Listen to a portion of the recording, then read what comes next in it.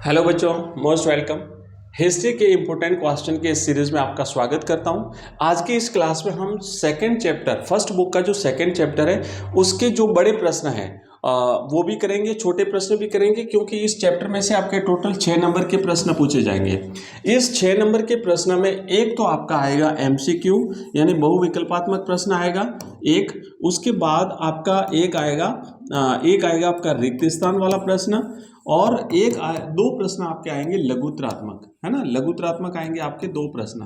तो total 6 number के प्रश्न आपके इस चैप्टर में से बनने वाले हैं। तो हम अभी इसमें जो लघुत्रात्मक प्रश्न और दीर्घ उत्तरीय प्रश्न इसमें से आएंगे नहीं, लघुत्रात्मक प्रश्न देखने वाले हैं, और साथ ही साथ जो छोटे प्रश्न है वो भी हम यहाँ से देखने वाले हैं, ताकि उसमें से रिक्त स्थान के प्रश्न कवर हो सके।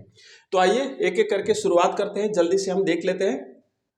पहला प्रश्न देखो, पहला प्रश्न लिखा हुआ है कि हरिसेन कौन था। आप सब जानते हैं हरिसेन जो है वो, जो अच्छी तरह से जिन को पता है वो कमेंट बॉक्स में आंसर देते जाइए। समुद्रगुप्त का राजकवि था जिसने प्रयाग प्रशस्ति की रचना संस्कृत भाषा में की थी। प्रयाग प्रशस्ति जिसे इलाहाबाद प्रशस्ति भी कहते हैं, आप सब जानते हैं, ठीक है। तो हरिसेन कौन था। आप देखो अब प्रश्न यहाँ से रिक्त स्थान में ये बन सकता है कि प्रयाग प्रशस्ति की रचना रिक्त स्थान भाषा में हुई, तो आप लिखेंगे संस्कृत भाषा में। या फिर प्रयाग प्रशस्ति की रचना किसने की थी, तो हरिसेन ने की थी। या फिर हरिसेन किसका राजकवि था, तो समुद्रगुप्त का। या फिर प्रयाग प्रशस्ति में किस चीज के बारे में जानकारी मिलती है, तो हम कहेंगे समुद्रगुप्त के प्रशासन के और उनके व्यक्तिगत जीवन के बारे में, उसकी विजयों के बारे में हमें जानकारी मिलती है। तो इस तरीके से एक छोटे से प्रश्न से बहुत सारे अलग अलग प्रकार के प्रश्न बन सकते हैं। आइए आगे बढ़ते हैं। नेक्स्ट प्रश्न है 45वां। सुदर्शन झील का पुनर्निर्माण किसने करवाया था। ये प्रश्न कई बार परीक्षा में पूछा गया है, पिछली परीक्षाओं में पूछा गया है, और इसके आगे आने वाली परीक्षाओं में पूछे जाने की पूरी संभावना है। तो सुदर्शन झील का निर्माण बच्चों रुद्रदामन ने करवाया था, सभी को पता होगा। ये एक शक शासक था, और इस शक शासक रुद्रदामन ने इस झील का पुनर्निर्माण करवाया था। बाढ़ की वजह से जो टूट गई थी, तो उसका पुनरुद्धार इसने करवाया था। नेक्स्ट प्रश्न है, किसान खास तौर पर क्यों त्रस्त रहते थे। उस जमाने में किसान विशेष रूप से परेशान क्यों रहते थे, तो इनकी परेशानी का कारण था कि अब शासक जो है वो अपना राजकोष भरने के लिए किसानों पर बहुत सारे कर लगाते थे, और बड़े बड़े करों की वजह से बेचारे किसान जो है वो क्या करते थे, परेशान रहते थे। नेक्स्ट प्रश्न देखो, आरंभिक तमिल संगम साहित्य में गांव के किन वर्गों का उल्लेख होता है। तमिल जो साहित्य है दक्षिण भारत के, तो उसमें गांव के जो वर्ग होते थे, अलग अलग वर्ग, उसमें से बेल्लालर यानी जो बड़े जमींदार होते थे, उलवर जो हलवा होते थे, हल चलाने वाले, और दास अणिमई जैसे वर्गों का उल्लेख जो है वो इनके ग्रंथों में मिलता है।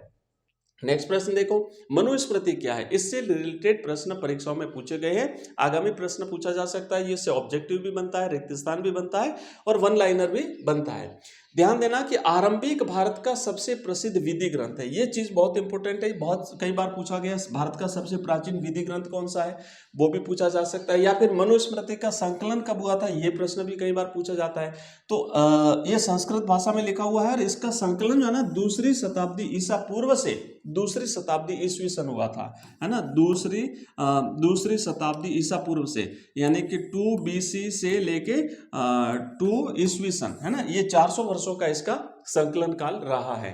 आगे बढ़ते हैं। नेक्स्ट प्रश्न देखो, याद रखना संस्कृत भाषा में ये। अब देखो थोड़ा सा बड़ा प्रश्न देखो कि अभिलेखों से प्रभावती गुप्त के भूमिदान किए जाने के बारे में क्या जानकारी मिलती है। प्रभावती गुप्त से रिलेटेड बहुत सारे प्रश्न परीक्षा में पूछे गए हैं। प्रभावती वो गुप्त कौन थी, भूमिदान का उल्लेख मिलता है, किस राजवंश की ये शासिका थी, इसने शासन भी किया था, सारी चीजें। तो ये देखो प्रभावती गुप्त जो है बच्चों, ये गुप्त सम्राट चंद्रगुप्त द्वितीय, एक तो चंद्रगुप्त थे जिन्होंने गुप्त साम्राज्य की स्थापना की थी, और एक चंद्रगुप्त द्वितीय हुए थे 375 से 415 ईस्वी में। द्वितीय की पुत्री थी, और संस्कृत धर्मशास्त्रों के अनुसार स्त्रियों को भूमि जैसी संपत्ति पर स्वतंत्र अधिकार नहीं थे। लेकिन फिर भी एक अभिलेख से ज्ञात होता है, अभिलेख था बच्चों, यहाँ पे हमने दंगुन अभिलेख जो है, दंगुन गांव का अभिलेख, वहां से ज्ञात होता है कि प्रभावती गुप्त भूमि की स्वामिनी थी, और उसने भूमि दान किया था, ठीक है, इस बात का उल्लेख मिलता है। प्रभावती गुप्त एक गुप्त राजकुमारी थी, यानी चंद्रगुप्त द्वितीय की पुत्री थी, और वाकाटक रानी थी, क्योंकि वाकाटक नरेश से इसका विवाह हुआ था, और रुद्रसेन द्वितीय इसके पति का नाम था। और इनके पति की मृत्यु के बाद में इसने शासन भी किया था। वाकाटक राजवंश की शासिका थी और वह भगवान विष्णु की परम भक्त भी थी। तो देखो, इस प्रभावती गुप्त से रिलेटेड कितने सारे प्रश्न हुए। किसकी पुत्री थी? चंद्रगुप्त द्वितीय की पुत्री। इसने भूमिदान का उल्लेख मिलता है, तो अपन कहेंगे हाँ बिल्कुल इसने भूमिदान किया था। हालांकि धर्मशास्त्रों में स्त्रियों को भूमि का स्वामित्व नहीं माना जाता था, पर फिर भी इसने भूमिदान किया था और ये भूमि की स्वामिनी मानी जाती थी। वाकाटक नरेश रुद्रसेन द्वितीय की पत्नी थी और इसने शासन भी किया था। तो ये सारी चीजें आपको दिमाग में रखनी है, याद रखनी है। इससे रिलेटेड कोई भी प्रश्न आपकी परीक्षा में इससे बाहर नहीं जाएगा। अगला क्वेश्चन देखो बच्चों, लिखा हुआ है कि प्रयाग प्रशस्ति पर एक संक्षिप्त टिप्पणी लिखी। अभी हमने देखो एक प्रश्न और भी किया था हरिसेन, अगर आपको याद हो तो हरिसेन ने इस प्रयाग प्रशस्ति की रचना की थी। इसका अन्य नाम इलाहाबाद स्तंभ लेख भी है। और हरिसेन जो कि गुप्त शासक समुद्रगुप्त के राजकवि थे। संस्कृत भाषा में इसका निर्माण किया गया है। और प्रयाग प्रशस्ति में हमें समुद्रगुप्त के जीवन, उसकी विजय, उसकी व्यक्तिगत गुण, तत्कालीन राजनीतिक दशा आदि के बारे में जानकारी मिलती है। नेक्स्ट प्रश्न देखो, आगे बढ़ेंगे। मैं थोड़ा फुर्ती से करा रहा हूँ, फास्टली करा रहा हूँ, क्योंकि हमें टोटल कंप्लीट करना है एग्जाम से पहले कवर सिलेबस, इसीलिए जल्दी से चल रहे हैं। मौर्य वंश की जानकारी के प्रमुख स्रोत कौन कौन से हैं? मौर्य वंश की जानकारी हमें किन किन स्रोतों से मिलती है? तो आप लिखेंगे कि चंद्रगुप्त के दरबारी विद्वान और यूनानी राजदूत मेगास्थनीज की पुस्तक इंडिका से भी हमें मौर्य वंश के बारे में जानकारी मिलती है। साथ ही साथ चंद्रगुप्त के मंत्री कौटिल्य यानी चाणक्य की जो पुस्तक है अर्थशास्त्र, उससे भी हमें जानकारी मिलती है। अशोक के अभिलेखों से और जैन एवं बौद्ध जो पौराणिक ग्रंथ हैं उनसे भी हमें मौर्य वंश के बारे में जानकारी मिलती है। नेक्स्ट प्रश्न की तरफ आगे बढ़ेंगे। अगला क्वेश्चन ध्यान देना, बस आज की इस क्लास में हम इतना ही करेंगे। बाकी बहुत सारे प्रश्न हैं जो छोटे प्रश्न हैं ना, ऑब्जेक्टिव टाइप के और रिक्त स्थान के, वो तो अपन लाइव क्लास में करेंगे।